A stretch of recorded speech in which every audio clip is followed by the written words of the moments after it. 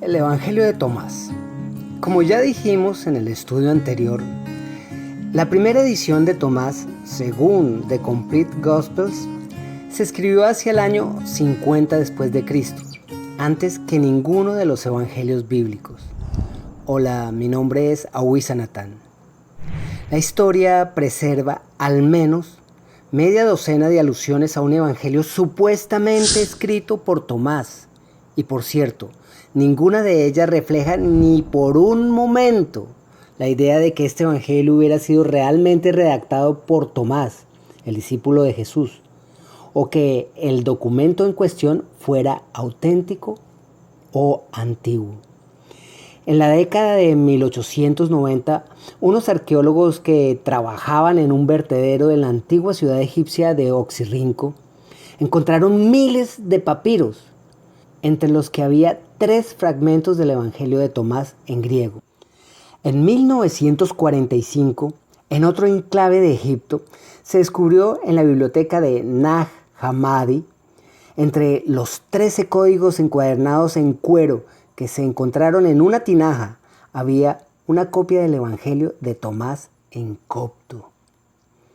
En el Evangelio de Tomás se cita, se sigue o se alude a más de la mitad de los escritos del Nuevo Testamento. Esto dice que es un documento tardío, carece de elementos presinópticos del periodo temprano. El Evangelio de Tomás tiene formas que reflejan la evolución posterior que encontramos en Lucas o Mateo. Marcos no era muy refinado en los términos del uso del griego, la gramática o el estilo, mientras que Mateo y Lucas lo son mucho más. Y en el Evangelio de Tomás encontramos estas formas más refinadas de los dichos de Jesús, peculiares de Mateo y de Lucas.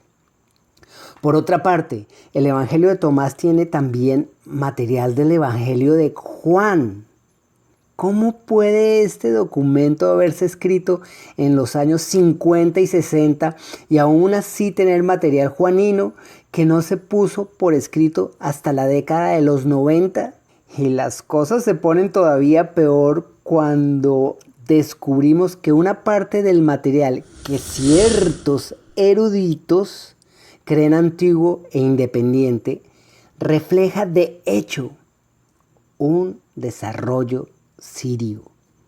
Hubo un hombre llamado Tatiano que estudió con Justino Mártir y que redactó una armonía escrita de Mateo, Marcos, Lucas y Juan en el año 175.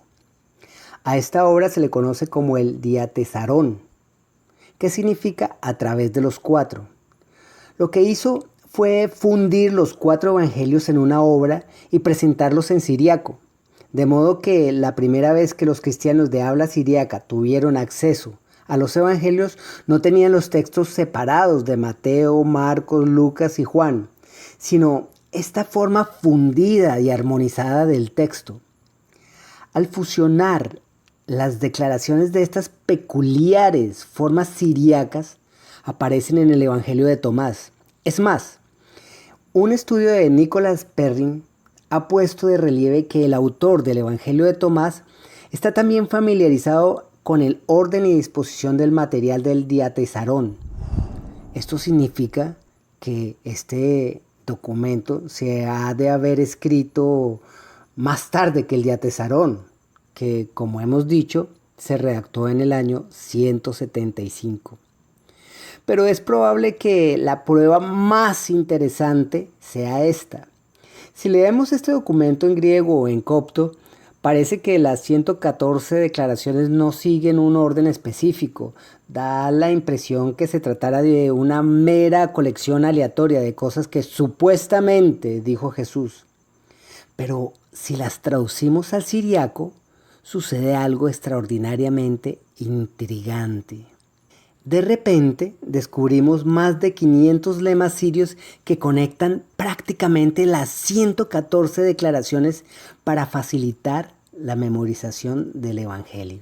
En otras palabras, al primer dicho le sigue el segundo, porque el primero se refiere a cierta palabra que aparece después en el segundo, Y el segundo dicho tiene un término que a su vez nos lleva al tercero, y así sucesivamente. Era una forma de ayudar a la memorización del Evangelio. Una parte del misticismo del Evangelio de Tomás se parece mucho a las ideas características de Tatiano, lo cual es de nuevo un rasgo que lo señala como un documento no antiguo, sino tardío. Según el Evangelio de Tomás, ya no existe interés alguno en la redención de este mundo. Esto es, por supuesto, un elemento gnóstico. Este mundo está desahuciado, perdido y será destruido, no restaurado y redimido como los evangelios bíblicos. Las promesas hechas a Israel ya no significan nada. De hecho, en el Evangelio de Tomás se detecta un toque antisemita. Esto, por ejemplo, no lo diría Jesús. Abro comillas. Simón Pedro dice, Miriam o María, ha de dejarnos, las mujeres no son dignas de la vida. Y Jesús responde, mira, yo me encargaré de hacerla varón, de manera que también ella se convierta en un espíritu viviente, idéntico a ustedes los hombres, pues toda mujer que se haga varón entrará en el reino del cielo. Cierro comillas. El tema de la salvación no se desarrolla quizá exactamente como en otros textos gnósticos, pero sí de un modo muy parecido. Para Tomás, la salvación procede del propio conocimiento, de la auténtica comprensión de uno mismo y de entender el lugar donde uno encaja dentro del cosmos, así como también de repudiar este mundo y no dejarse atrapar por él. De modo que es ligeramente cristiana, ligeramente verotestamentaria y ligeramente gnóstica. Los hechos históricos no parecen importarle mucho a los gnósticos. Para los gnósticos Jesús es un revelador. Él nos dice las cosas que hemos de interiorizar y a la luz de las cuales vivir. Lo que realmente sucedió se hace menos relevante.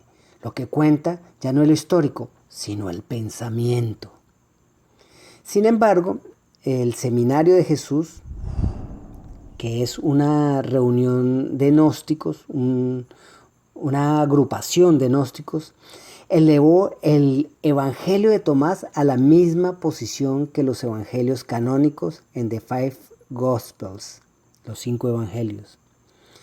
Un gnóstico llamado Koster dice, abro comillas, la única razón por la que se concede su posición privilegiada a los evangelios canónicos es la actitud dogmática y subjetiva de sus defensores. Cierro comillas. Pero el doctor Craig Evans, de quien ya hemos hablado, dice, abro comillas, si presentamos la imagen de 15 o 20 evangelios que forman parte de una misma masa, y a continuación tomamos 4 de ellos al azar y decimos que estos 4 son especiales, entonces estaría de acuerdo con que esto suena bastante dogmático. Pero este planteamiento tergiversa burdamente los datos de que disponemos. Mateo, Marcos, Lucas y Juan eran documentos más tempranos que todos estos otros evangelios y tienen conexiones creíbles con las fuentes apostólicas de la primera generación que fueron testigos oculares de los hechos. Si hay algo del Evangelio de Tomás que realmente tenga su origen en Jesús, es porque procede de una tradición auténtica ya preservada en Mateo, Marcos, Lucas y Juan. Todo lo peculiar del Evangelio de Tomás resultan ser tradiciones sirias de finales del siglo II. Muchas gracias. En el próximo estudio veremos el Evangelio de Pedro.